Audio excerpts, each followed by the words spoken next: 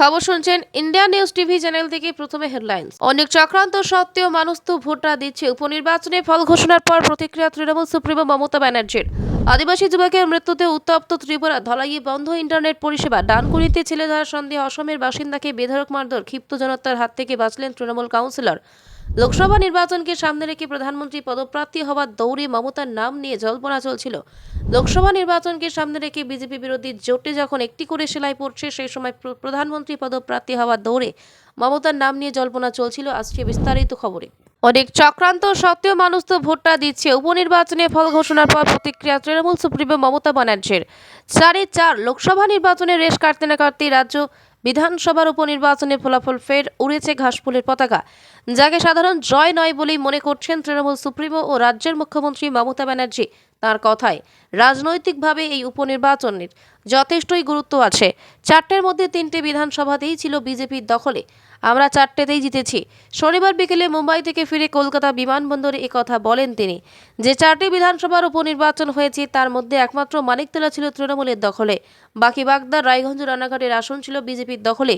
এমনকি সদ্য হওয়া লোকসভা নির্বাচনে এখানকার ফল গেরুয়া শিবিরের অনুকূলেই যায়। কিন্তু শনিবারে ফল ঘোষণার পর দেখা যায় এই 3টি আসনেই বিধানসভা নির্বাচনে লোকে আস্থা রেখেছেন ঘাসফুল শিবিরের প্রতি।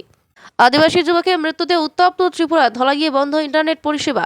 আদিবাসী যুবককে পিটিয়ে খুনের ঘটনায় উত্তপ্ত ত্রিপুরা। বাড়ি ভাঙচুর থেকে অগ্নিসংযোগের ঘটনায় জ্বলছে এক জেলা। এই পরিস্থিতিতে ধলাই জেলায় ইন্টারনেট পরিষেবা বন্ধের ঘোষণা করল প্রশাসনের। পাশাপাশি যে কোনো ধরনের বড় জমায়েতেও নিষেধাজ্ঞা জারি করা হয়েছে। আদিবাসী যুবকের মৃত্যুর ঘটনায় শনিবার 4 জনকে গ্রেপ্তার করেছে পুলিশ।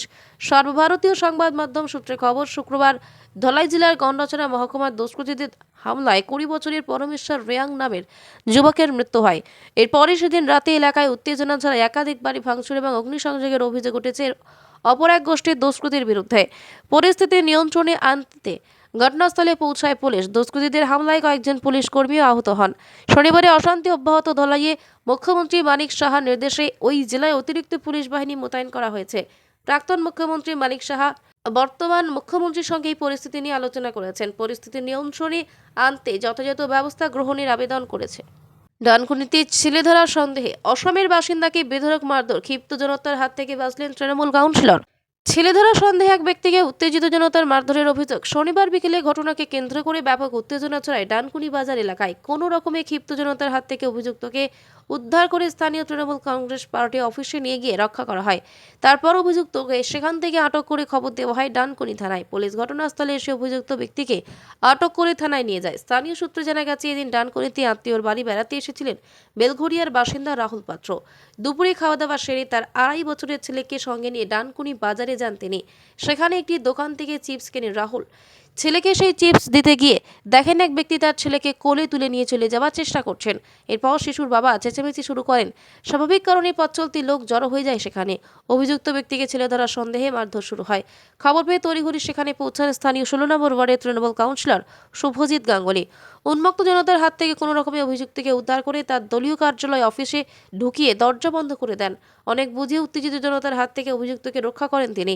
এরপরেই থানায় ফোন করে খবর দেওয়া হয়। পুলিশ গিয়ে ওই ব্যক্তিকে থানায় নিয়ে যায়। অভিযুক্তের বাড়ি অসমের নগাঁওয়ে। কী কারণে এদিন তিনি ডানকুনিতে এসেছিলেন, কেনই বা শিশুটিকে কোলে তুলে নিয়ে পালানোর চেষ্টা করছিলেন, তা খতিয়ে দেখছে ডানকুনি থানার পুলিশ। লোকসভা নির্বাচনকে সামনে রেখে প্রধানমন্ত্রী পদপ্রার্থী হওয়ার দৌড়ে মমতার নাম নিয়ে জল্পনা চলছিল। জোটের নামকরণ তার হাতে বলেও জানালেও লোকসভা নির্বাচনে বাংলায় একলা চলো নীতি নিয়েছেন মমতা বন্দ্যোপাধ্যায়। এবার ইন্ডিয়া জোটের ভবিষ্যৎ নিয়ে আরও বড় ঘোষণা করলেন তিনি। জানালেন, 2024 সালে লোকসভা নির্বাচনে বিজেপি হারলে বাইরে থেকে ইন্ডিয়া জোটকে সমর্থন জানাবে তার দল তৃণমূল। বাইরে থেকে সরকার গড়ি দিল্লিতে ইন্ডিয়া জোটের সরকার গড়ে দেবেন তারা। লোকসভা নির্বাচনকে সামনে রেখে বিজেপি বিরোধী জোটে যখন একটি করে সেলাই পড়ছে, সেই সময় প্রধানমন্ত্রী পদপ্রার্থী হওয়ার দৌড়ে মমতার নাম নিয়ে জল্পনা চলছিল। এমনকি জোটের নামকরণ থেকে কংগ্রেস সভাপতি মল্লিকার্জুন খড়গের জোটের মুখ হওয়ার প্রস্তাব দেওয়া, সবেতেই অগ্রভাগে ছিলেন মমতা। কিন্তু লোকসভা নির্বাচনের ঠিক আগে বাংলায় সিপিআইএম এবং কংগ্রেসের হাত ধরা থেকে পিছিয়ে আসেন মমতা। সেই সময় মমতা জানান, সিপিএম এর হাত ধরতে তার বিবেক সায় দিচ্ছে না, আর কংগ্রেস নিজেই আসন সমঝোতা নিয়ে এক গোয়েমি করছে। মমতা জানান, বিধানসভায় একটি আসন না থাকা সত্ত্বেও লোকসভা নির্বাচনে বাংলায় 12টি আসন চাইছে কংগ্রেস, যাতে আপত্তি রয়েছে তৃণমূলের। শুধু তাই নয়, প্রদেশ কংগ্রেস সভাপতি অধীর রঞ্জন চৌধুরীর জন্য বাংলায় জোট ধাক্কা খেয়েছে বলে দাবি করেন তৃণমূল নেতৃত্ব। লোকসভা নির্বাচনকে সামনে রেখে বিজেপি বিরোধী জোট যখন একটি করে সেলাই পড়ছে, সেই সময় প্রধানমন্ত্রী পদপ্রার্থী হবার দৌড়ে মমতার নাম নিয়ে জল্পনা চলছিল। এমনকি জোটের নামকরণ থেকে কংগ্রেস সভাপতি মল্লিকার্জুন খড়গেকে জোটের মুখ হওয়ার প্রস্তাব দেওয়া হয়েছে। সবেতেই অগ্রভাগে ছিলেন মমতা, কিন্তু লোকসভা নির্বাচনের ঠিক আগে বাংলায় সিপিএম এবং কংগ্রেসের হাত ধরে পিছিয়ে আসেন মমতা। সেই সময় মমতা জানান, সিপিআইএম এর হাত ধরতে তাদের বিবেক সায় দিচ্ছে না, আর কংগ্রেস নিজেই আসন সমঝোতা নিয়ে একগুঁয়েমি করছে। মমতা জানান, বিধানসভায় একটি আসন না থাকা সত্ত্বেও লোকসভা নির্বাচনে বাংলায় 12টি আসন চাইছে কংগ্রেস, যাতে আপত্তি রয়েছে তৃণমূলের। শুধু তাই নয়, প্রদেশ কংগ্রেস সভাপতি অধীর রঞ্জন চৌধুরীর জন্যও বাংলায় জোটে ধাক্কা খেয়েছে বলে দাবি করেন তৃণমূল নেতৃত্ব। লোকসভা নির্বাচনকে সামনে রেখে বিজেপি বিরোধী জোটে যখন একটি করে সেলাই পড়ছে, সেই সময় প্রধানমন্ত্রী পদপ্রার্থী হওয়ার দৌড়ে মমতার নাম নিয়ে জল্পনা চলছিল। ভারতে এবারে সংসদীয় নির্বাচন শুরুর আগে পার্লামেন্টে দাঁড়িয়ে স্বয়ং প্রধানমন্ত্রী নরেন্দ্র মোদী স্লোগান দিয়েছিল, আব কি বার 400 পার, অর্থাৎ কি না বিজেপি জোট এবার 400 আসন অতিক্রম করার লক্ষ্য নিয়ে এগোচ্ছে। কিন্তু ভারতে 7 দফার নির্বাচনে 4 দফার ভোট গ্রহণ শেষ যাওয়ার পর এখন বিজেপি নেতারাও আর 400-র কথা ভুলেও মুখে আনছেন না।